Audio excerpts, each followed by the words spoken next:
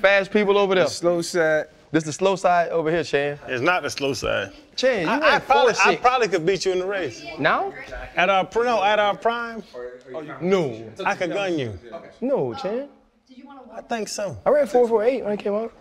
You ran 4.48? The 2 times were 4.48 and 4.5 flat.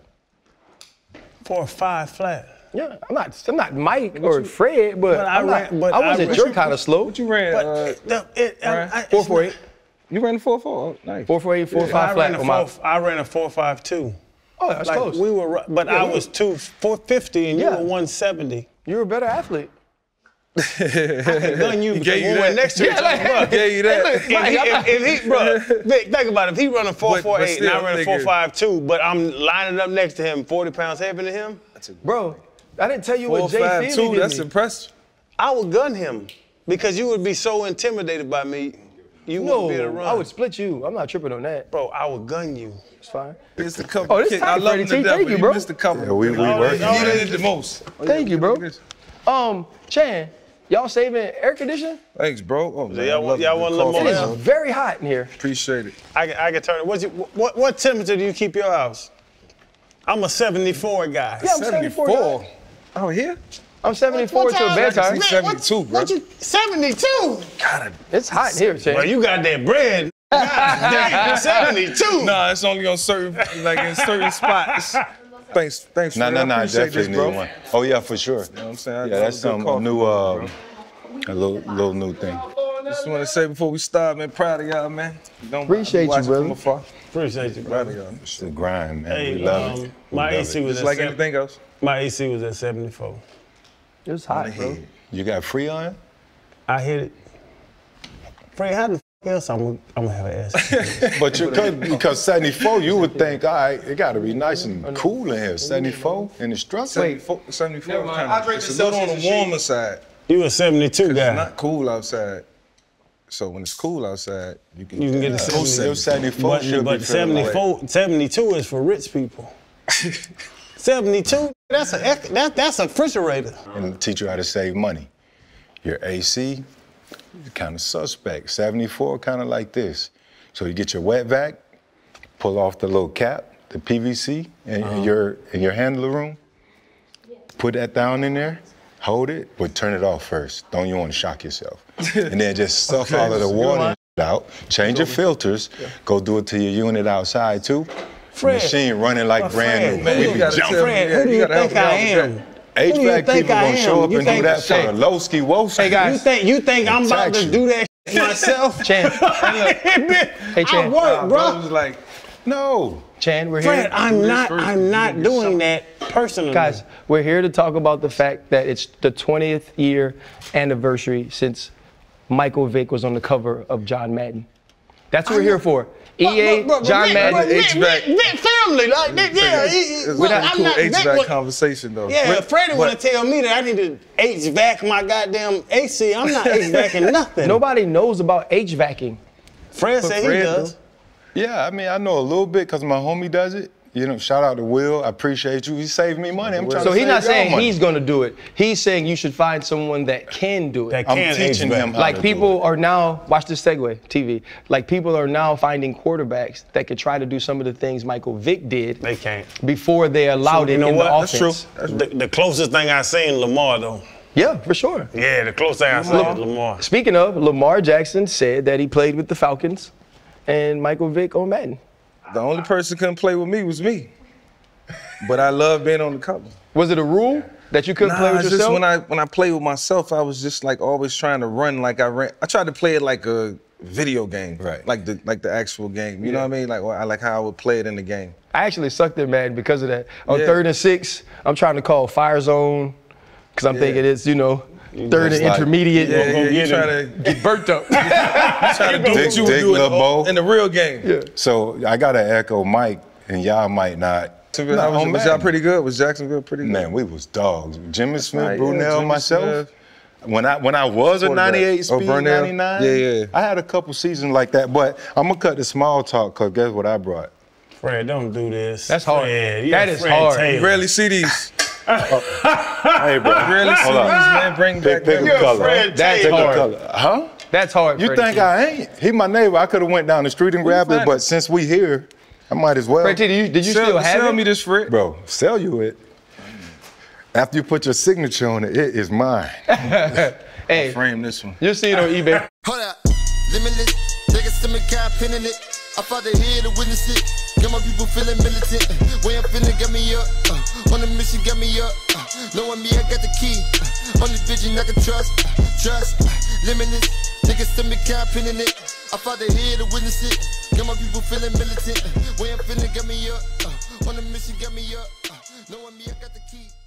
Thank you so much for being here. This is for having something, me, man. I can't tell you Appreciate how it. many DMs we've gotten, how many comments we've gotten that we needed to have you on the show. So I'm excited Perfect. that we finally got to do it. Welcome to The Pivot. Obviously, Freddie T, Chan, I'm RC. You need no introduction, but it's what we do on the show. A 4-time Pro Bowler, 2010 Comeback Player of the Year, Virginia Tech Hall of Fame. More importantly to me, a man that changed the look of a league and a position the same way Allen Iverson, another Virginia boy, did it for the NBA. I think it goes understated, the cultural influence you had on the game of football. But I think we had to start before that. Your high school coach said that you told him you wanted to go to college like the big cuz Aaron Brooks. Yeah. And that you finally got your chance the middle of your freshman year. Talk a little bit about that drive, man, and what it's like to be from such a talent-rich part of the country.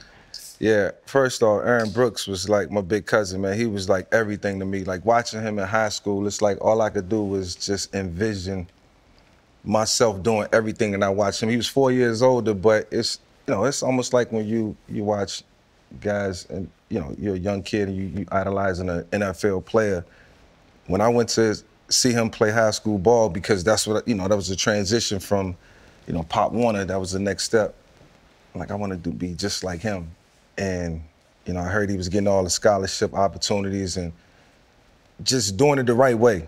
Like, you know, you dream as a kid, you know, you dream with others. And Aaron was one of the guys I dreamt with, and I seen him getting scholarship offers and everything was kind of like falling into place for him. So I'm like, if I can measure up to that, if I can just emulate everything that he did or try to, you know, duplicate everything that he did on the field, off the field, then my dream of going to college might come true. Because, you know, that's all I wanted coming from where I came from, an opportunity. I knew a scholarship would grant me an opportunity. Didn't know it would go in the direction that it went because it got crazy once I got to college, but you know, God was good. You do interviews, people talk to you, you on all the Saturday shows. But bro, what do people not know about you? What do people not know about young Vick? Because there's a lot of people that can be Michael Vick that don't know they can be Michael Vick. Yeah. What do people not know about you growing up? Marcus, your mom, all the people I know. Don't say that. What's that? There are not a lot of people that can be Michael Vick. There are some people that can be Michael Vick that aren't Michael Vick. I see what you're going with it. Me and all my homies, we was all on the same playing field growing up. I just felt like, you know, a couple of us dreamt different. Like, I was like 12, 13 years old, like looking deep into the future. So like every time I stepped on the field, me and my brother, we was like, we gotta be different. We gotta do something different. Like we used to watch, you know, NFL college football Saturday, Sunday. Me and my brother spent all day in the house. Halftime, commercial breaks, we run outside and just give it to each other real quick. Go deep, you know what I'm saying? That's why my brother played quarterback too, because just, you know, helping me, you know, with my craft, he developed an arm that was, you know, not a similar arm talent, but it was good enough. Me and bro, like, super close growing up. Mom's family, real close. And so my mom knew what I wanted to do in my life. Like, she knew I wanted to play in the National Football League, but she also knew how tough that was gonna be. So I think she spent a majority of my upbringing trying to, you know, soften the blow just in case it didn't happen. You see what I'm saying? Like, well, you know, you can always go do this. And you know, it's like, nah, they make millions doing that. You know, I'm reading the newspaper when I'm young. I'm seeing contracts. You know, we ain't had cable sometimes, so I couldn't catch the ESPN Channel 17. But you know, just you know, having that like tight knit family, man, like I think kept me grounded, kept me focused, and I, you know, I knew in order to get out of where I was at, man, I had to dream big, think big. Right. You mentioned Channel 17. It made me think of Plex. He said that's the reason he selected 17. Because ESPN. I mean, Channel 17. Yeah, I'm saying that, yeah, because that's where I got all my, you know, that's where I got all my football, NBA. He was actually our very first guest. We held it for a while, but he was our first guest when we started. Yeah. And shout out to Plex. He will swear you down that Virginia has absolutely the best athletes from football, basketball, the whole gamut. What is it about that area, Newport News specifically, where you came up at? Yeah, respectfully, we you know, we put out some great athletes. I mean, I don't take anything away from the state of Florida, Texas, Georgia, Pennsylvania got tough football players. Texas, California, we got a melting pot. You know, a lot of us succumb to, you know, sometimes the perils of what, you know, the environment that we grow up in, and we lose focus. But I can say this, just as many as we put out, it's a lot that it could have been triple that number. You know what I'm saying? And I came up with a lot of these guys, and just, you know, if you lined us all up, and I'm like in the middle, you know, wrong path, wrong path, wrong path, wrong path, straight path, wrong path. So like 4 of us made it out. Why did you make it out? Why did you make it out? I knew that, you know, I just knew, you know, what was, like I said, I was always into the future, man. I was padding my pockets when I was young. I'm like, I need what, if I can perfect my craft and make it there, and that's all I got to do when I'm doing out here in the neighborhood every day, I can live a good life, man. So, like I said, I was really into the future in terms of, you know, success and what I wanted it to look like, and what I wanted it to look like for my family and my brother, and, you know, how my brother used to stay up late just talking, you know what I mean? Like, he was 4 years younger, but I'm like, bro, man, you can both accomplish this. So we was just always, man, next level. He asked, why did you make it out? I want to ask how, right? Because those are two different things. Two different things. You really spoke about the focus you had on the craft. Yeah. How did that focus on your craft keep you from taking the wrong paths? Because I've seen people be hyper-focused on reaching a goal, and so they have the discipline when it comes to the sport or the career, but they don't necessarily have the discipline in their personal life. Right. So how did you keep those things separate to give yourself an opportunity to catch Frank Beamer's eye? Well, I will, to be honest, man, it was rough. You know, I was suspended a lot, you know, especially early, you know, 2nd grade, you know, I think I got it suspended, like 4th grade, you know what I'm saying? So it was kind of like, it was up and down, but when I got out of school, because I wasn't really, you know, super focused on being a great student, I didn't have that, like, my mom was preaching it on us, but I just didn't, you know, I didn't really take to it. You know, I just felt like when I stepped away from school, football was everything. Man, so I put all my energy into that, and I'm like, you know, my coach used to come pick me up on Saturdays, take me to throw through the tire. I'd be dragging, mad as hell. Like, yo, I don't want, you know what I mean? Like, I want to sleep in. I want to get up and watch whatever show about the college football. He got me working. So as far as the craft, like, I was working on it. Two other guys used to come with us, my friends. And, you know, I remember one guy, I won't say their names, but complained about his arm was hurting. And the other one was trying, but he just lost interest. But me, I just kept, I'm like, yo, I got to hit that dude crossing. I'm throwing through that tire. I got to hit him from this side. So I'm like, I'm going, coach, pick me up. Sooner or later, it was just me. Wow. But I'm like, into the future, though. Like, yo, damn, man, like, if I can continue to do this and be great, I'm pretty sure John Elway doing this, you know what I'm saying? My idol, Steve Young. I'm pretty sure they doing the same. No, they probably did this when they was young. So I just had a little perspective, and I was just kind of riding it out. Bro, when did you know you were a generational talent? Like, when did you know? You talking about that, it's funny because you use your left arm. Yeah. And most of us use our right arm when we talk about stories. So you use your left arm, bro. Yeah. Huh? It's because he's left-handed. I know he's left-handed, but like, that's weird. I hate left-handed people. It used to be a deformity. I write with my right hand, so technically I don't know what I am. But yeah, even we would drink. We was hanging out the other day. And you were drinking with your left hand, and I wanted to punch you in your mouth. And I was like, do you know, like the Michael Vick experience? Yeah, has never happened again. I didn't know, man. I didn't know. When I came into the league, it was like, is this sustainable? Yes. So I'm reading articles. I'm paying attention because you got to pay attention to the scrutiny and how the chips falling. Because I'm like, I want to do this right. Can this last? Should he continue to run? Should he continue to be? And I'm like, man, all this, man, I'm picking up first downs. We winning games, basically. We winning games. Yo. But it's all this circulating, and I'm like, man, all right, you know what? I'm gonna just tell him I'm just gonna play my game. If I throw it, if I gotta throw it, I gotta throw it. If I gotta pass it, if I gotta pass it, I'm gonna run it. That's what it's gonna be. Whatever is wired that day, whatever I'm feeling, you know what I'm saying, internally. And so, I continue to learn the game, got introduced to some new offenses, which was good because it helped me. You see certain things and then you just gotta match it up.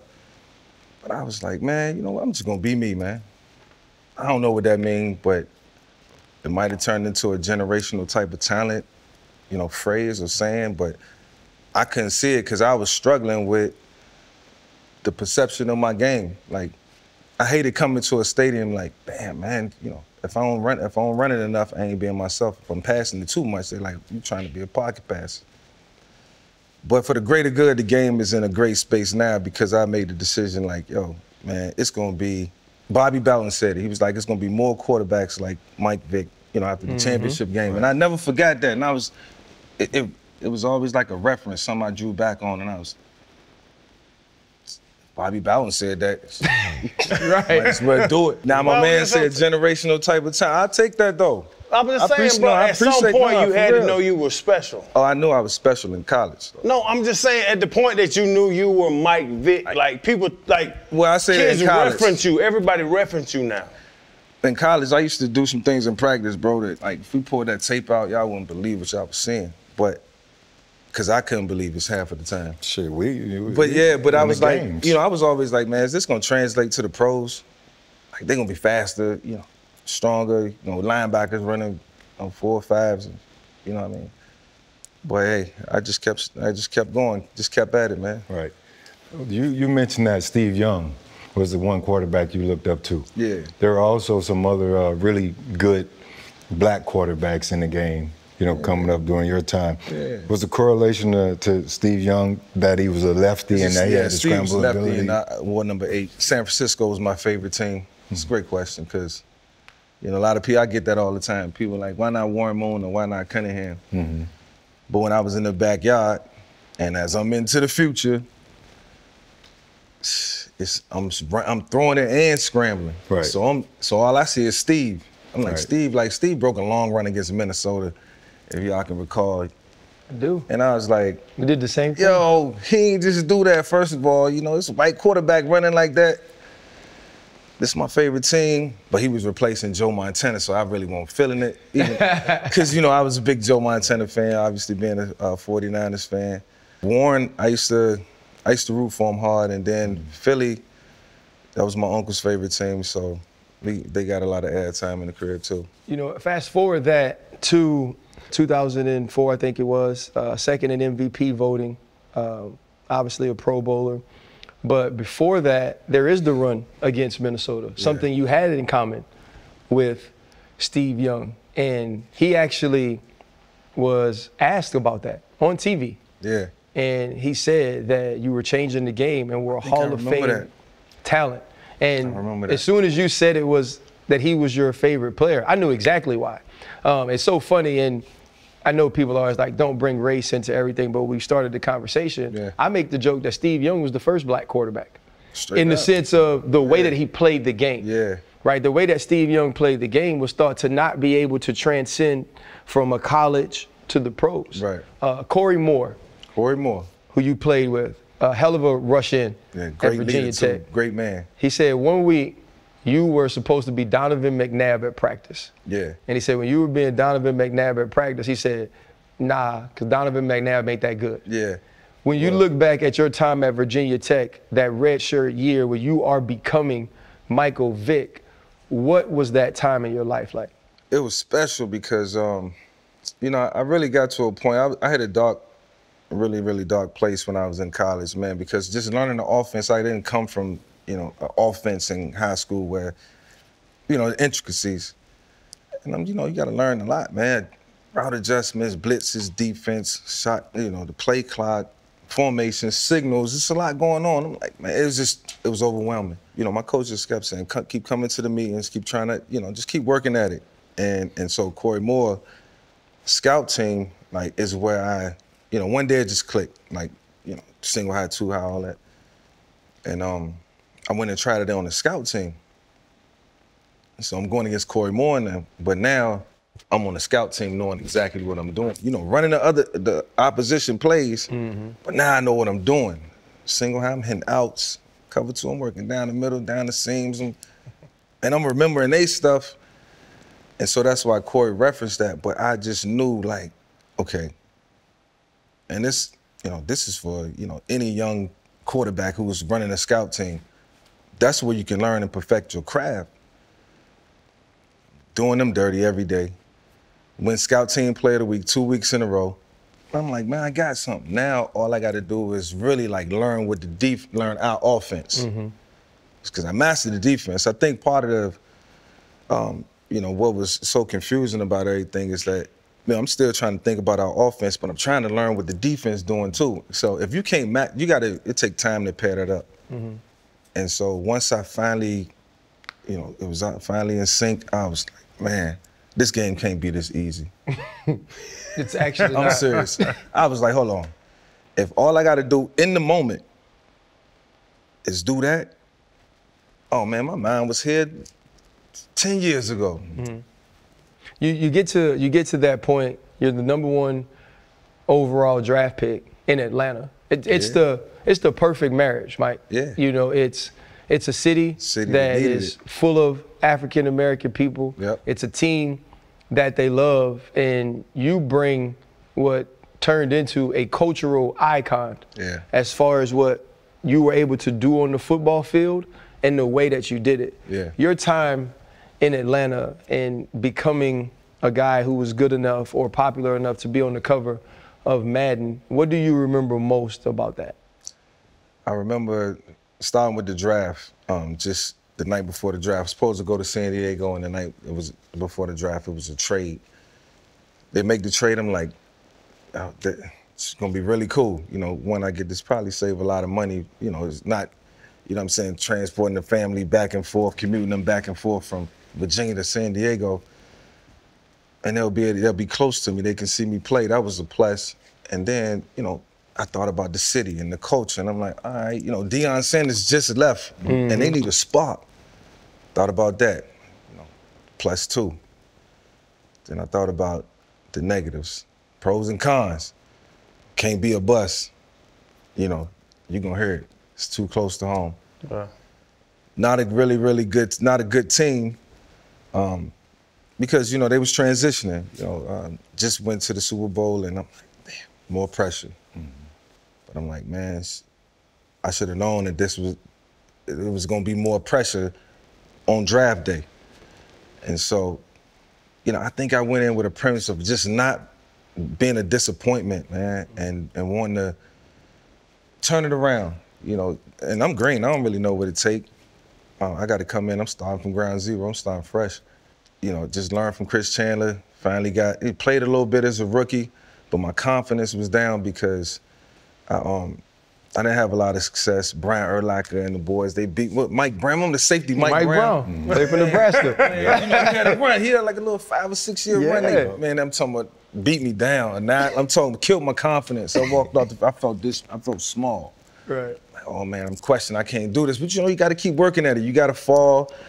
you know, I know how it is. You got that Mike got to come and knock you down one time if he can knock you down. He was a little bigger, but watch out, bro. You know what I'm saying? You know, but you got to learn from the, you know, from the mistakes and, you know, overcome the nuances. And man, once I figured out the offense by week 15, my rookie year, went out against Miami, had a great game, and then played against the greatest show on turf, week 16, and pretty much had a good day in the loss, and it was enough for them to see, all right, he's ready. And from there, 2002, came back that next year, man, and just was really, really calm. Felt like I felt at Virginia Tech. What could you do in the difference? Like, what could you do if you could talk to that young Mike, that drafted Mike? Yeah. Because you was a bad man, but you had to take that time to figure it out. Yeah, I think any quarterback, you got to spend more time around the building than anybody. And a lot of times, you know, I was flying back to Virginia. You know, I'm a mama's boy, man, straight up. So I miss my mom, miss my sisters. I was still a little homesick from college. I was still kind of like everything happened so fast. So felt like I was just in a transitioning phase and tired. So I was just always going back home, and then, you know, for, you know, a lot of times not for the right reasons. And so all that time I spent away was the time I could have been, you know what I'm saying, with that collective, you know what I'm saying, going through that defense. Oh, they blitz, oh, they come, just ahead of the curve. I feel like every quarterback got to stay ahead of the curve. You get in on Wednesday, you go game plan with the coaches. Find out what the game plan is. You know what I'm saying? Talk to them. Don't just let them send the game plan to you. That only work when you got a great offensive coach, like an Andy Reid or somebody. Like you could just, you know what's coming in, it's going to be dialed up. But I think I slowed down my learning curve. Success happened quickly because using my legs, and you know, I had an advantage. So it overcame some of the, you know what I'm saying, some of the things that I probably didn't do so well or needed to grow at. Right. So yeah, man, it was, and I knew it too. That's the crazy part. Consciously, I was like, man, how much longer I'm gonna be able to get away with this? But every year I'm getting away with it. Every year I'm inching close to 1,000 yards. Right. I'm like, okay, the milestone's still coming. I ain't tripping. Yeah. And then I got with Bobby Petrino. He came in after Jim Moore got fired. And he really taught me a little bit more about the passing. I was really serious in that 2007 season. And this was after all the Madden stuff and everything. I had my own shoe. It's like I had everything I wanted in football, but I just ain't had that hardware. So I was like, man, okay, it's time to chase that. That 07 season was about to be crazy. I just never made it to it. You was in Pittsburgh 2005. We played at the Dome in 06 in the Dome. Yeah, I was going to sleep the other night while trying to go to sleep, and I was just kind of going through the channels, and I don't know. The game was on. I don't know if you remember this. My favorite play of that year, we were in fire zone. Troy was in the hook. Yeah. And you scrambled. Yeah. And both of them other efforts took off, Chan, and I stopped playing. Bruh, I stopped playing. I see. Because they was flying. Yeah. Troy was a beast. You heard my Vick story? They put me as the spy on this motherfucker in Miami. Well, Algie Crumpler was there. Oh, yeah, I think I went for 300 that day passing. You and Algie had like 2 or 3 that game. Y'all tried to hit me with a cover 0 down in the red zone. We tried to zero him. Crosser. It's crazy that football players remember. Zing. It was sweet, fellas. They put me on the 40-yard line. It's crazy. I can get going. We were going south. Y'all offense was going south, and they had me as the spy. I don't know which way that was, Chandler, sitting in this It's chair. okay. You going right from the visitor sideline. And your ass took off, and I was the spy, and I was deep. I was 15 yards away from you, and you ran right, and I took off running left, and then you ran right, and I went to the sideline and cut the DC out. That was in my heyday. I said, Coach, this motherfucker is fast. You know what's so crazy when I said, do not spy me anymore. It was Jeremiah Bell was the safety. I said, spy Jeremiah, let me cover the tight end because I don't want to chase this dude around no more. Yeah, I know. I feel you. I mean, I'm being real. It's funny, like when I watch me in Philadelphia and watch me in Atlanta, I see so much of a big difference from what that 2 years off did to me. I mean, I came back a better passer, you know, a more, you know, knowledgeable and cerebral quarterback. Like I'm trying to, you know, it's different, different tiers to the West Coast system, and Andy was just leveled up. And so I was like, I don't know but I definitely lost a little speed, man. So you just caught me at a bad time. I said all that to say that. But even with that, a couple things jumped out. I'm just sitting here listening and admiring everything. First of all, Channing, when we started, you say you were 4.52. He's a 4.33. I believe, right? Coming out in and 01? I took a bad angle because when he took was off, gonna I erase that. had Angles that way. everything. I should have headed towards the locker room. The locker room. Correct. I had the Pylon wrong way. Well, I wasn't as, I didn't have long speed. I had like bursts. Right. Yeah, I just You had were the just bursts. the Like I get from fastest here to 40. there in like a split second. But you can walk me down if we got to go, So it was I'm never gonna walk you down. No, you wouldn't. It was the speed that stood out, obviously. You mentioned Bobby Petrino.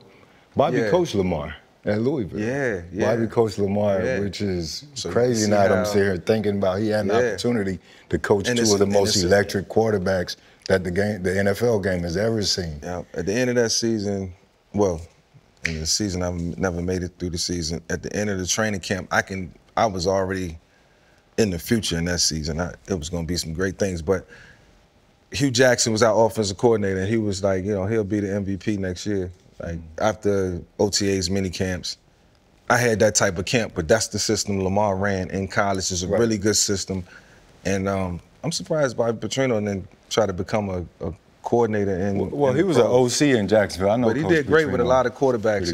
And I was he was the first coach that ever really like scream at me like at the top of his lungs. I don't know. I think that's something they probably must have talked about. Like, you're a new coach, you need to chastise Mike in front of everybody. And one day he was just like, "What the fuck are we doing here?" And I was, but what it did was, man, it got me on my P's and Q's. It made me respect him even more. He did that in front of everybody. And I was always good at taking criticism. Like, I felt like one of my best attributes in college was, like, I had a coach that all he did was yap. I love him to this day, man. Like, love him to death. Ricky Bustle.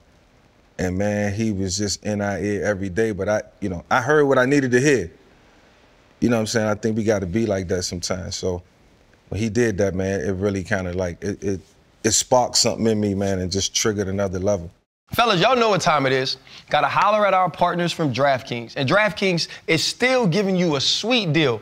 Any new customer that signs up right now with the promo code PIVOT, you make a $5 bet, you instantly get $150 in bonus bets. And y'all know I love the same game parlays. Y'all know what I do, the same game parlays. Bet on the team, bet on the over, the under, whatever you think's gonna happen. But also the no sweat bets.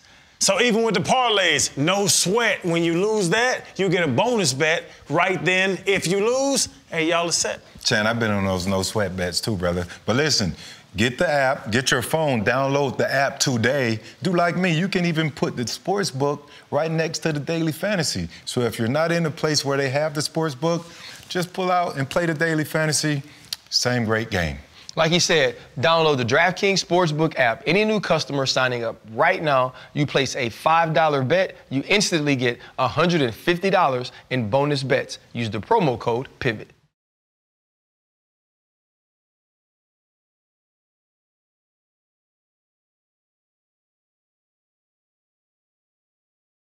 Mike, you're a cultural icon, right? And the time you went to Atlanta, the hip-hop scene in the South was just going here. Yeah. Like, you got the likes of Jeezy. Obviously, you was probably sitting in the club across from BMF a couple nights. You got Jermaine Dupri, Gucci Man, all of the guys. What were the T.I., what were those moments like, being as big as some of the biggest entertainers in the world? Here you are sitting there, a young guy, sitting there across from him, same party, same everything. Yeah. Starstruck in a lot of ways, you know. A lot of those guys, I had their tapes, I had their music, I listened to them in college, I listened to them before games, and then to actually be in that city where it's like a mecca for hip hop, you know, it was really cool because, you know, you get to see them perform, they want you to come hang out with them, you go hang out for a night. You see, man, they cool just like us. It's a lot of camaraderie, you know what I'm saying? It's a lot of, you know what I'm saying, like, you know, fellowship, and, you know, we all took care of one another. If I'm having something, yo, you're more than welcome to come. You know what I mean? We get invited to each other's events, and just that time was special because it helped us on the field too. Like the Georgia Dome was like a concert. Yeah. That's what we called it. We called it a concert. Like it was the game, but bro, that's where it was popping at. Like you can come in and it's a plethora of things going on. It's, you know what I mean? Yeah. This is good. This show is. He said plethora. Plethora. He's on TV now. It's an ACT word. This is the pivot, man, and we have real conversations. You mentioned to Channing the years off took something away from you, but the hopes are when you spend 548 days in Leavenworth, it also adds something. Yeah. What were those times like, man? Your freedom gone, not being able to do what you were best in the world at a time. During those moments, what were your thoughts? Yeah, it was like, man, damn, I really hit the reset button. You know, you playing a video game, you hit that reset, to go all the way back to the beginning. You can be all the way at the end of the game, about to finish it. I'm like, nah, I got to get back into the future. But, you know, really difficult, you know, in the beginning, but, you know, grew stronger each and every day. You know, had to reset the goals and all that too. And it's funny because that's really where I learned decision-making and how important it was. You know, I knew I had a responsibility as a role model because I'm like, damn, I really realized what a role model really was about. I had a bunch of people telling me, including my judge, Henry Hudson, shout out to Henry Hudson. He knew I needed something in my life at the time, and as bad as he didn't want to sentence me to what he sentenced me to, he knew I needed it. You know what I'm saying? He knew I needed to be humble. You know what I'm saying? It was in a lot of different ways, man. People see me as a humble guy, but sometimes, you know, little money can make you make you think different. People perceive it different. It might not be like what I'm trying to portray, but they'll look at it and they say, oh man, he's self-centered. And, you know, I learned decision making, reset the goals, and was like, this time when I come out, man, I'm gonna be the best role model that I can be. You mentioned going to Atlanta instead of San Diego. And decision making is sometimes a group effort. Yeah. Right? Like you can, if you're around the right people, they'll help you in decision making. Right? If he loves me and I truly love him, he could tell me when I'm wrong. He could tell me when I'm doing something that's not going to benefit me. That's a boss. Yeah. And a boss. Yeah. How much was it of still being close to home and keeping people around you that may not necessarily had what was best for you in mind, in the sense of, I'm gonna help Michael do the right things and get to the right position? Yeah, I think definitely being close to home probably was a detriment. You know, now that I think back on it, I think we probably would have not had so much access to, because now I'm a million miles away from home, and now I could just focus on, you know, being the best that it ain't no back and forth, you know. And so, you know, I always looked at it as, you know, we're a group that's gonna grow. We should grow together. Obviously, the decision making, as you make decisions together, it's like somebody got to step up. And ironically, people stepped up, but it was because I was like, you know, in a superior position. Nah, man, I got it. No, it's good. Yeah. You know what I'm saying? So now I'm brushing them off, like real talk. I'm brushing them. Hey, yo, I got it. And they like, all they can do is probably just drop their head, like, damn, I told, bro. Damn. You know what I'm saying? So realistically, I was getting the advice, not using it correctly, and thinking just money, you know what I mean? Money would solve all the problems. But, you know, it only made it worse. So, you know, I had to reevaluate even the value of $1, man. Right. After going through everything I went through, paying back a lot of money, like, damn, very unfortunate. Right. Unfortunately, you just look at your family, you just gotta apologize, man. Mom, I should have listened. My mom told me plenty of times like that. You know how moms tell you that? You think you grown, you think you know everything? Yeah. With that situation, the whole dog thing, and everybody know the story, you talked about it a number of times. But do you resent anyone from that situation? Because like, bro, that was a Hall of Fame career derailed. Yeah. Bro, everybody loved you. Like, you were football. You were the face of football. Do you still, at this day, what, you 43? 43. Do you resent anybody from that situation? Nobody, because I made a lot of decisions. You know what I'm saying? I resent what I did. I take responsibility for my actions. Random thought the other day, I'm just laying down trying to take a nap to go to sleep. You know how you just get random thoughts. This was a random thought. Oh, Hall of Fame, what you think? Like to myself. Yeah. Nah. This ain't happen, this ain't happen.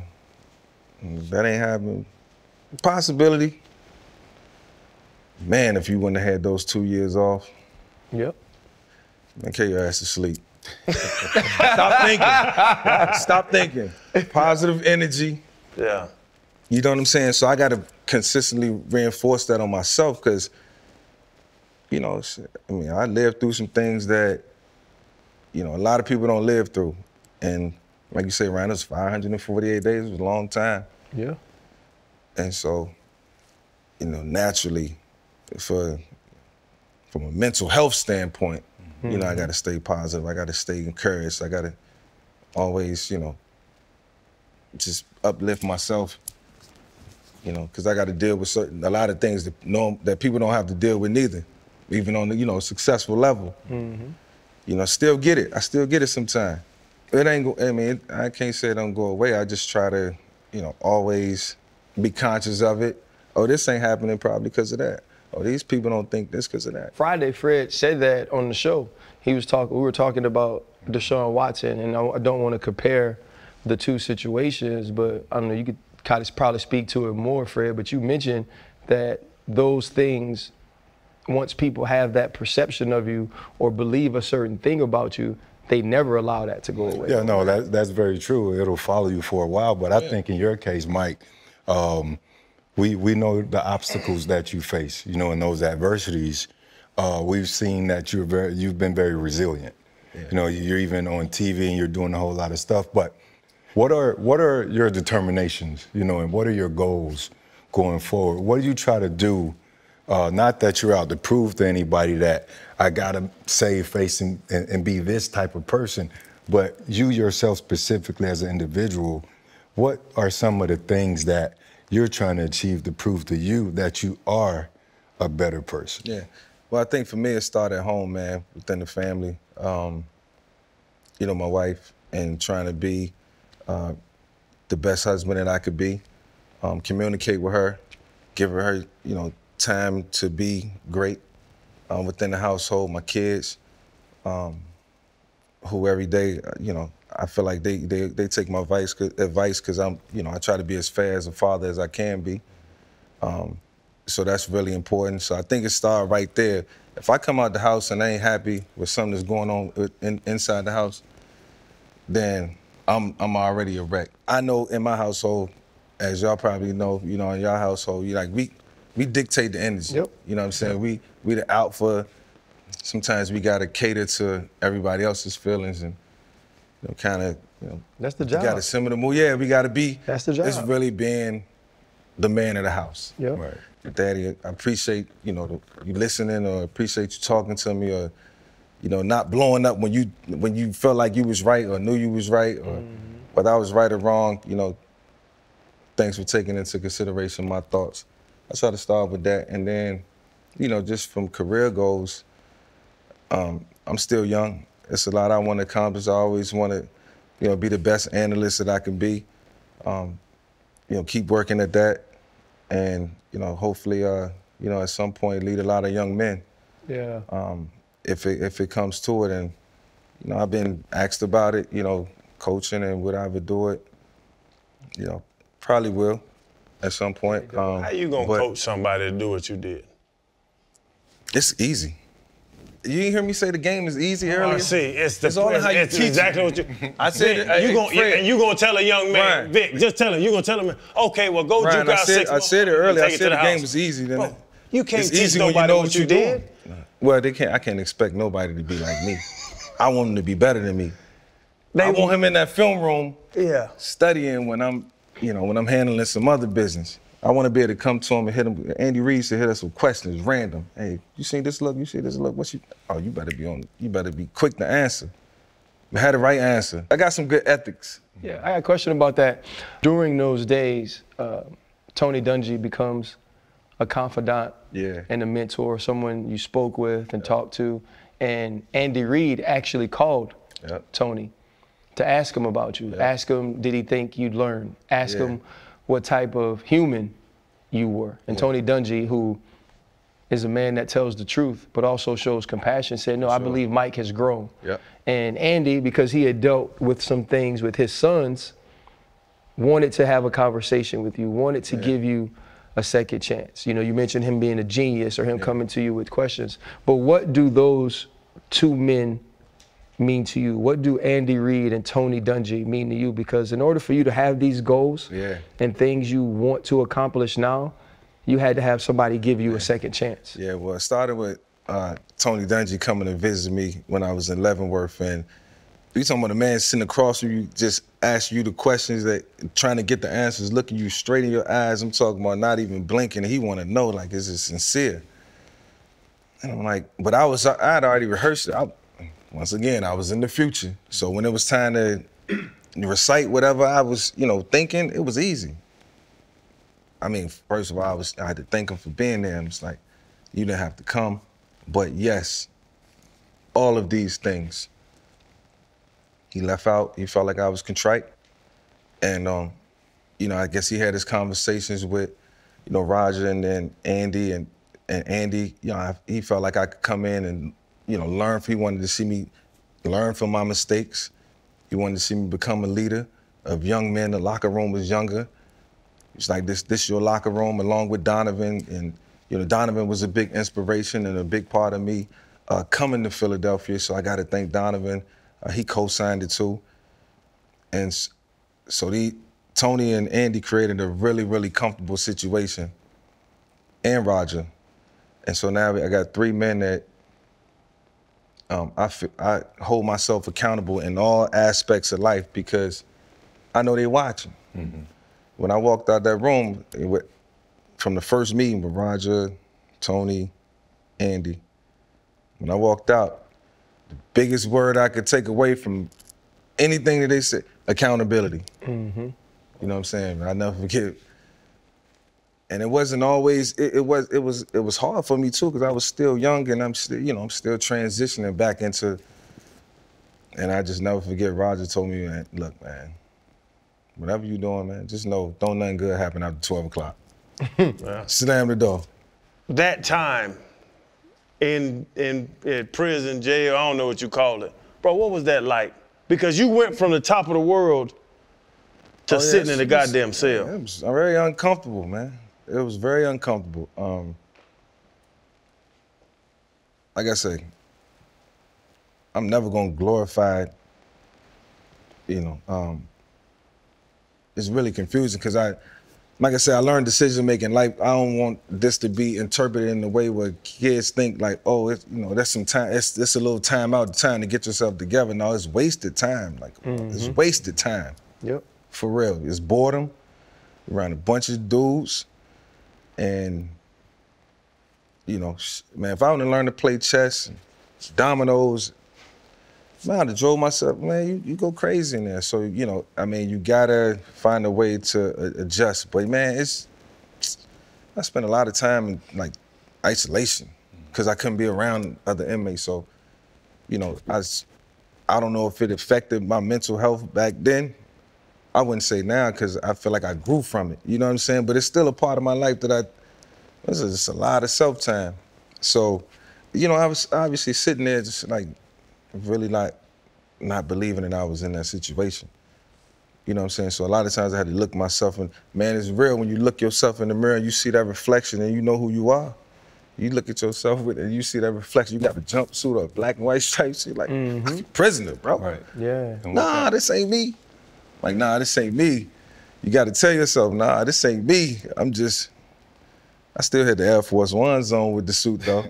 You know what I mean? Hey, that's Solo on the commissary. That's what Big Cuz played football in. Aaron Brooks played football in New Orleans in high-top Air Force Ones. Oh, yeah, you remember that on the turf? On the turf. Yeah, me and bro was talking about that yesterday. Made it look good, too. On the turf. Made it look good. I'm from the end. I don't know about the ankle support, but he pulled it off. Cuz pulled it off. Yeah, him and Rasheed Wallace. Yeah, he was the same way on the court. But much like all big fans around the world, man, I sympathize with that entire situation. Yeah. And I can only imagine how tough it was. But I wanted to ask you, though, because it was your experience. What was tougher, You sitting down for that 548 days, or the redemption tour, coming out, trying to redeem yourself, trying to show people that I have matured, I have grown, I am a better person. Yet at the same time, hearing fans, leaving the stadium with your family, hearing fans, dog this, that, calling names, slanderous terms and all that. What was toughest? Real life-ish. The moment you were sitting down or trying to get back everything that you lost? Man, that might be the question of the year, man. That's a great question. All y'all ask good questions. I love good questions. But that one right there, I never even thought about it until just hearing you say it now. And the 548 days was easy compared to the comeback campaign. Wow. And I say all that to say, man, it's noise, first of all. You got these people who really loud and they believe in what they believe in. I gotta learn to respect it as much as we might not like it or think it's not, right, or they got every right to feel the way they feel. I had to learn that and not be, so rebellious, against it. Knowing that I had to make amends, and so it's like, what's that path like? So I had to go on that path. How do I get back into the league? I filed for bankruptcy. Had to pay the Falcons back all their money, so that forced me into a bankruptcy. Starting from the bottom, man. Yeah. You know what I'm saying? Starting from the bottom, talking about getting out, man, like $0 in my bank account. Me and my wife just looked at each other and just laughed when we checked the balance on the account. We couldn't even, man, bro, it was funny. It's like, man, don't get no worse than this. It's different, though. You know what I'm saying? We all started with $0, Mike, but we all didn't get $100 million contract and then go back to $0. Yeah. And, you might chuckle about it with your wife, but the reality of that had to be difficult for you. Oh, man. And then, I had people in my corner. Like T.I. instantly wired me some bread, like, helped me out. I knew I had some things going on. Big bro, once again, homies from the South. And, man, we all know what it's like to, give up a lot to gain a lot, and you gotta, set the goals and go get them. Like, we all in here got individual goals there. Yep. And we still striving. So that football, along with family, along with off the field and the comeback campaign, it's like, man, I had to tread lightly, mistake free, got all these eyes on me. And man, still 29 years old. What about your 30th birthday party? Yeah, remember the 30th? Yeah, the 30th, still young. Yeah. 30th birthday party. Was that Quantas Phillips, whoever gets shot? Yo, bro showed up, man, and he was just trying to have a good time. My wife, after the party, she put some cake on my, she now you smear the cake, it's cute. She smear the cake, it was cute. She did it to me and my homie. Yeah. And it was real cool. And then bro came and did it, and it was like, come on, bro, for real. Like, one, you probably shouldn't even be here right now, and two, like, that's a little over the top. She got away with it. She can get away with it. Like, yo, it was a good laugh. But now, and then that's escalated, and then people was already mad, you know what I'm saying? So everybody just, like, man, we got to put ourselves in better situations. And Roger told me, nothing good happens after 12. Here I am having a birthday party after 12 o'clock. Cinderella moment. Nothing good happened that night. And I'm like, man, he told me straight up, man, this is it. Like, I remember calling Tony Dungy. I had a football camp the very next day. I'm doing a football camp that weekend, amazing camp at Hampton University. I got about 400 kids out there, and we teaching all day. We going 2 days strong, and I'm over in the corner dealing with this. I'm like, man, it's just immature. That's why I say still 29, still learning, I'm back. He ain't back. It was just the beginning. What do you tell kids now, though? 'Cause they won't, every kid you meet now they will never know what it was like to watch you do all that live, right? Like, we have, and I'm just gonna be honest, we have so much grace for the things you went through because of how you made us feel. Like I just remember watching the Sugar Bowl. You know, I'm from the NO. I'm watching the Sugar Bowl and I'm like, this is the best play I've ever seen in my life, right? Yeah. And when you have that feeling and when all of the news comes out about what you're going through, I'm so at that moment in my immature mind, I'm like, ain't nobody that's that damn good at football gonna do none of that. Yeah. Right, but the kids don't know. They just know the story. They know that my dad says Michael Vick was this. It's like the Vince McMahon meme they got going around where they say, Dad, what was it like to watch Michael Vick? He that face. You know what I mean? Like that's what I felt like. When a kid asks you though, when they're like, you know, Mr. Vick, what would be your advice to me? Yeah. What do you tell them? Listen to your parents, man. I think first, or your guardian, because you know a lot of kids growing up in different situations. But you know, your guardian or whoever it is never gonna tell you anything wrong. Something that can, you know, cause some type of detriment in your life. I feel you got to trust people. You got to trust those people and dream too, man. Like I think everybody want to make money quick these days, and they want it easy. I got to get on my kids about work ethic and the value of $1 and what it really takes to go out and find your level of success. And so, you know, I always tell them to dream, man, and you know, think the unthinkable, because that's what I did. And I can only draw off my personal experience. Like, you know, when I was 6 years old, I told my grandmother I wanted to do something, and I went and did it. But I didn't know the road was gonna be like this, you know what I'm saying? Trajectory. You know what I mean? It was rigorous, it was rough, you know what I'm saying? It's like a plane, it was the turbulence, you know what I'm saying? The turbulence getting there was rough. And then all of a sudden, you know, I was cruising at high altitude. But, man, I stress school a lot too. Like, I could have been a better student. I know, looking back, I could have applied myself a little more. I could have made the honor roll way more than what I did. I would have learned more. I would apply myself. So I try to teach, man, be so many things. Like, if I had a kid who was a football player, he came to me and asked me that same question, we probably wouldn't even talk about football, because I feel like football is easy. If you apply yourself to learn it. Yeah, I know, it's mental, more mental than physical. Not really, but it's a balance, you know what I'm saying? You gotta know what you're doing in order to play fast. Yep. And so, you know, in life, man, you gotta play, you can play fast, but you just gotta know what you're doing. Hey, man, it's the holidays, fam. And listen, I'm undrafted. You know what I mean? I ain't like Freddie T. I'm just getting on this jewelry. I done fooled around and found lightboxjewelry.com. I'm finna go crazy. They got them lab-grown diamonds too. Yes. All right, when I come around here icy, don't say nothing to me. Everybody ain't like Fred T with the chain on, but listen, you gotta go. You can get them layered, you can get all the options you want, and it is gonna be perfect for the holidays. Y'all need gifts. You gotta go to Lifebox. Listen, it's 2023. I'm going to get me some lab-grown diamonds. I still got my holes in my ear. I need some of those diamond studs. I like it. Hey, listen, go to lightboxjewelry.com and use the promo code THEPIVOT to get 10% off site-wide.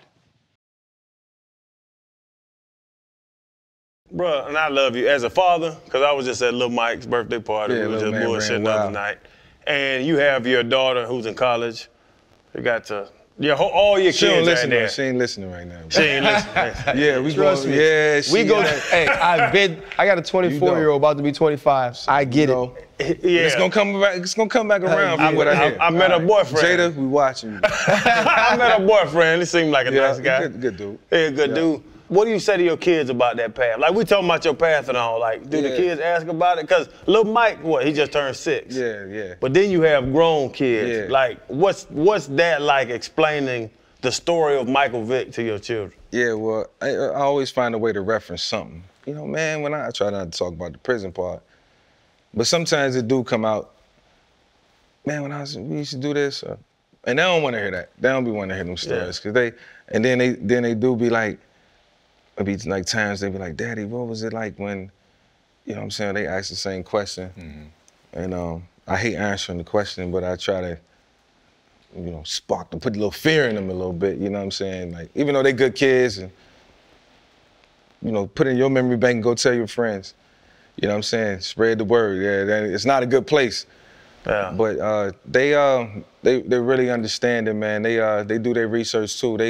They probably a little more tech savvy and good, a lot better than social media and stuff than me. So they see everything. That's another reason why I had to really pay attention to my actions and what I was doing, you know, as a father, as a dad, because whatever happens to me, it reverberates to my whole family. The same for all of us with our brands. Right. You know what I mean? So you just got to be extra conscious, extra careful, and you know, be real. And that's why I personally, when you were going through what you were going through, obviously I understood that it was very sensitive for those, especially pet owners or what have you. Yeah.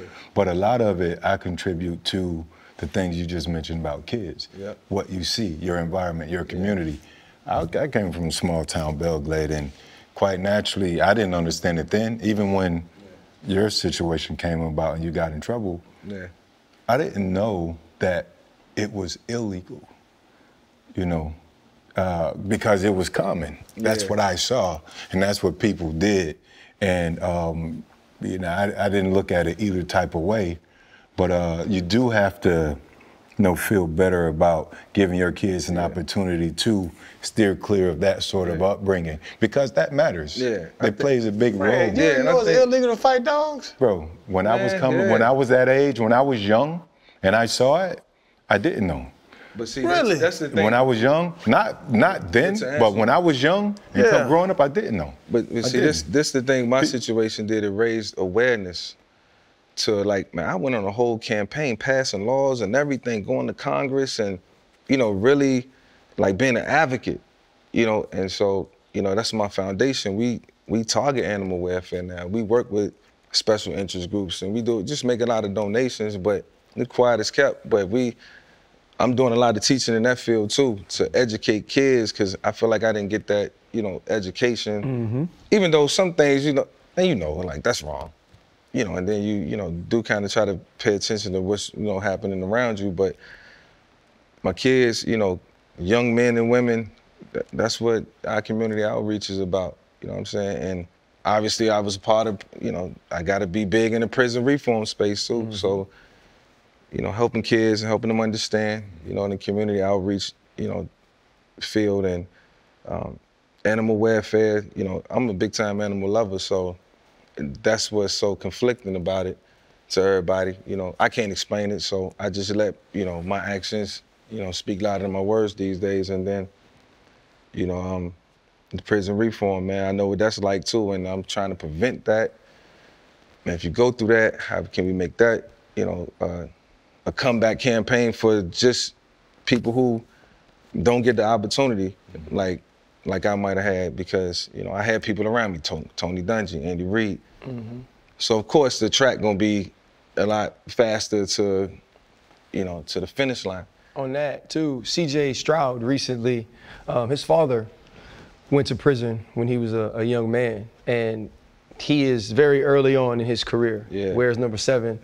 Just like you did, is playing extremely well. But he took the time in his post-game presser or in a press conference last week to say, you know, like, there needs to be prison reform, and the conditions that they live in, the rehabilitation process, and all of those things need to be looked at. They need to be upgraded. There needs to be awareness brought about. And I know he's extremely close with Michael Rubin as well, who along with Meek Mill are big into prison reform. And so I think NFL, to have a voice like yours as well added to that is huge. You know, we asked this question, Freddie T asked it most time. I think I've been stealing it from him so much, I gotta stop saying that. This is our thing. But it's a Freddie T question. It's about, what's your biggest pivot, right? Like, what moment in your life has affected you the most, has shaped you the most, has motivated you the most, or broken you down to the point where you had to learn to motivate yourself? What would you point to that was essential to Michael Vick sitting here today? Yeah, I would think, just answering that candidly, man, had to be when I went to prison, for sure. Like I say, I was on a mission. All my years of football, I never, you know, as a young man, to being drafted, the goal was always to be drafted. It was never an ambition to get drafted, go win a Super Bowl. So I didn't set that goal. But in 2007, I set that goal. Like, probably with your new coaching coming in, you see all these coaching changes, y'all know what that means. In a minute, you're gonna be next. And so I'm gonna prevent that. I love the city of Atlanta. I love Arthur Blank. I love the culture we've built. And so, you know what? Ambition changed. I'm about to look into the future. I'm going to win me a Super Bowl. And so the focus shifted, and then the past caught up with me. I didn't even make it to the season. So that pivot right there, you talking about complete 360. I mean, I'm talking about going the other way. That was supposed to happen like way back in the day. I supposed to have been overcome that. The pivot. And we talk about sitting at Lil Mike's birthday party the other day. Y'all know how barbershop. Yeah. Y'all know the men sitting around. Yeah. Mike, you said you were the best college football player ever. Yeah, I said it. Now, let me say it again. I want to bring the boys in on this conversation because we got to. We can have a debate about it. Well, let's just talk about it. Mike, I don't need the debate. I want to hear you say it. I want to hear you talk about it. When I think back to what I did in college in a 24-game span, I don't think nobody who had the ball in their hands every play was able to do what I did. Led the nation in passing efficiency. Bunch of good things happened. National championship. And you know what? I never draw back on my highlights and all that, but you know, I think the way I'm perceived as a player, people don't recognize me from championships. They think about them highlights and what it looked like. And so, you know, I did that in college, but won consistently. Didn't even lose for real. And so, yeah, man, you can compare my highlights to anybody. You probably can go watch them, and you ain't gonna see nothing like it. Lamar Jackson might be the closest as far as the guy with the ball in his hands. And then Reggie Bush was dope. Vince was dope. You know what I'm saying? There was a lot of good guys out there, but as far as electricity, nah. I will. So this Bo is Jackson, you know. Do I get to have? Do I get to have an opinion? Yeah, absolutely. Do I get to have an opinion? Absolutely. Yes, because I love to bring this to this platform because I was arguing with Mike the other day. He argued with me. He argued me down with. So here's my opinion. I think the best is subjective, right? Like I think people are gonna have different people that they think are the best, and they're gonna judge those people on different things. Yeah. Here's what I think about Michael Vick. I think Michael Vick was transcendent. Which to me is more important. Yeah. To me, that's something that's tangible. When we saw Michael Vick is the reason that Lamar Jackson's exist. Michael Vick is the reasons that Cam Newton gets to be. And I think, to me, that's more impactful because what Michael Vick did has allowed people now to build offenses around his talent. Because even though he had that talent, folks didn't start doing zone reads and we didn't get into this spread offenses. We didn't do those things. They tried to make him fit into a round peg, fit into a square hole, right?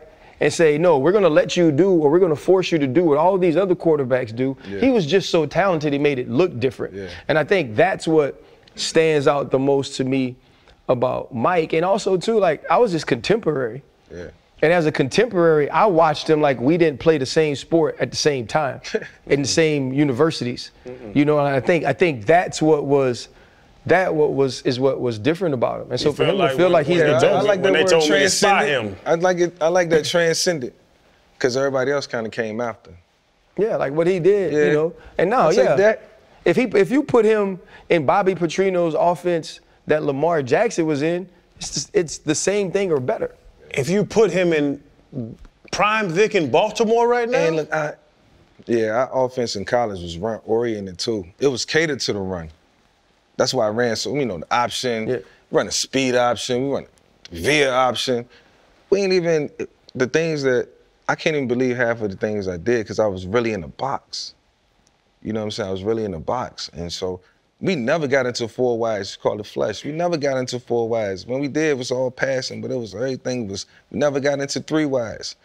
So hashes in college is a lot, you know.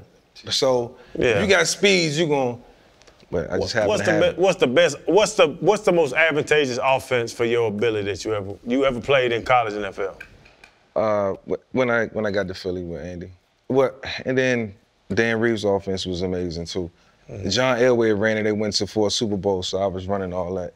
It was real successful. We went to the. What about your 2010 resurgence though? Like what about that? The play from that year that I think everybody remembers is Deshaun talking to LaRon Landry before the game. Yeah. And then you damn near threw the ball out the stadium. That was that year was like I was so focused though that year. Because you know when you learn in the new system, you just got to be on top of everything. And so, and Andy always like to add stuff every week. So the offense is always evolving. So I was more dialed in. I had a play caller that I could relate to. When I was running the West Coast system from 2004 to 2006, there was a lot of things I couldn't relate to. And so, you know, that's why in 06, that's when we brought the zone read to the league, and that's when I ran for 1,000 yards. But I still wasn't progressing as a passer. And so I got to a point where I got with Andy. I learned 2009, I learned behind Donovan.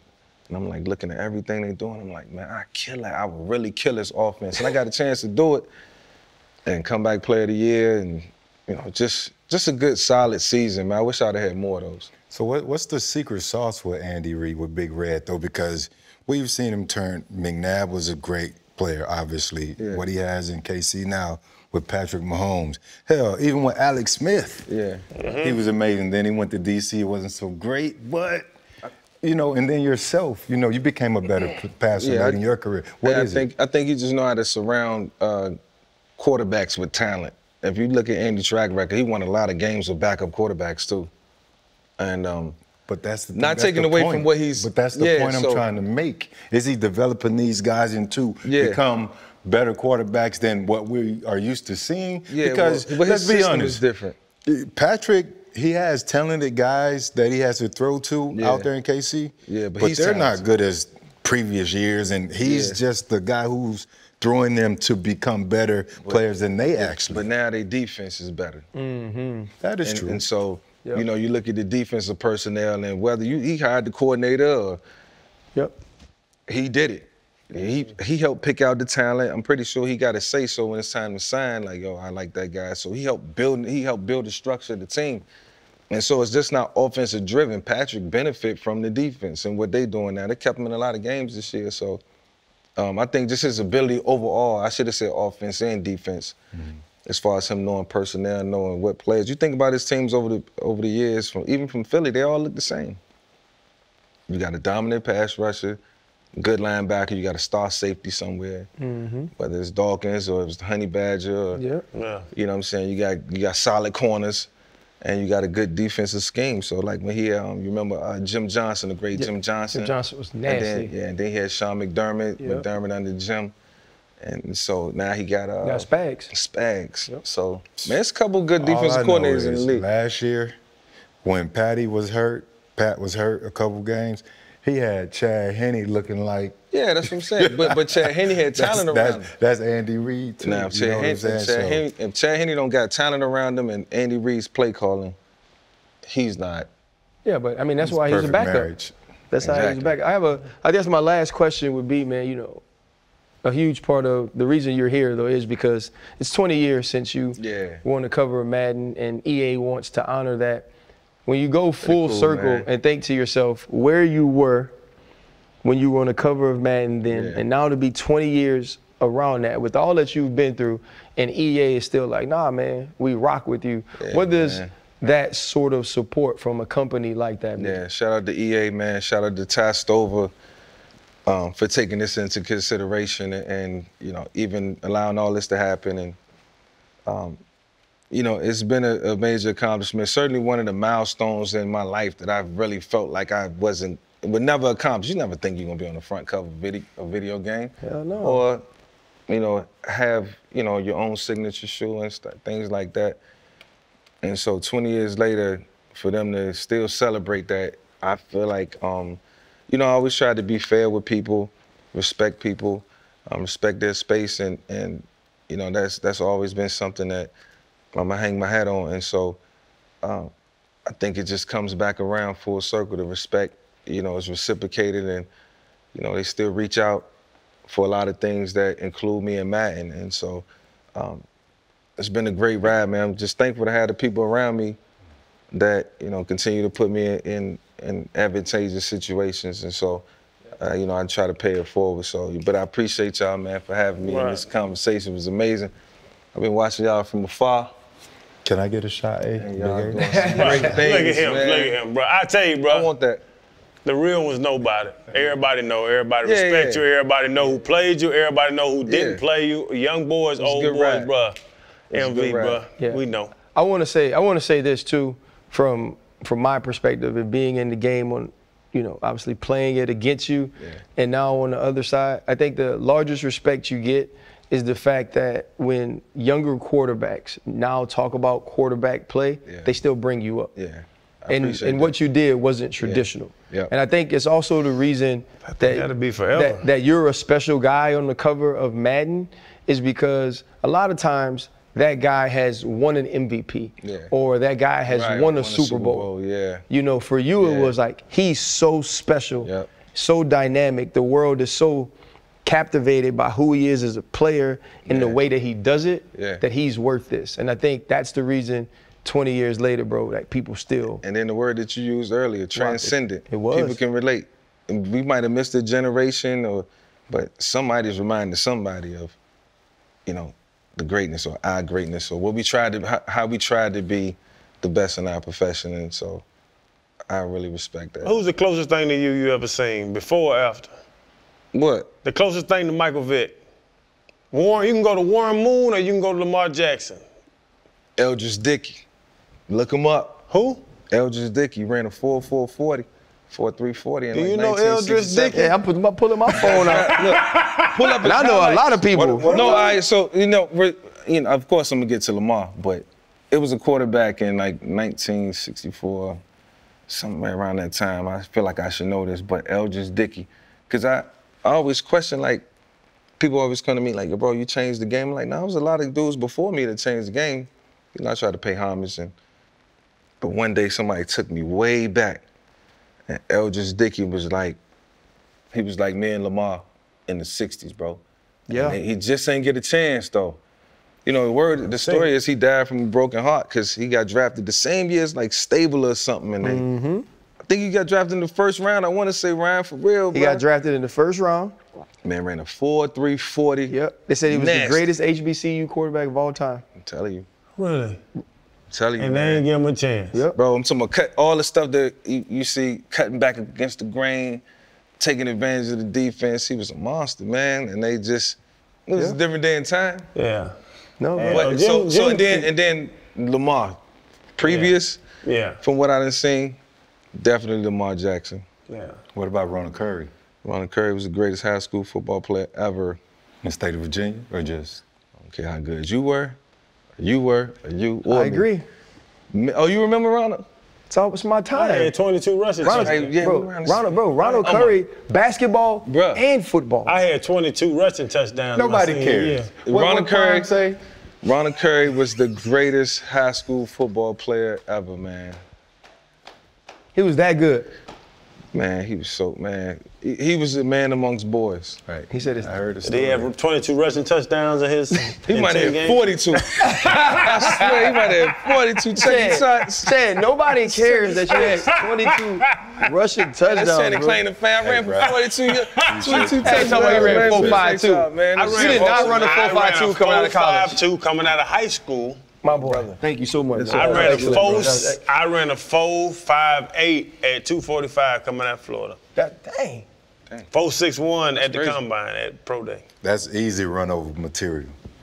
4.58 at 245 coming out of Florida. Dang. 4.61 at the Combine at Pro Day. That's easy run over material. 4.58 at 245 coming out of Florida. That's easy run over material. Fred, I'd have knocked your big ass I'd have out. ran that shit. You played against him. Didn't you cut Fred in the No, preseason? I hit him in the back. I'd have Hey, ran past you, over you. Preseason, Fred had 3 carries, bro.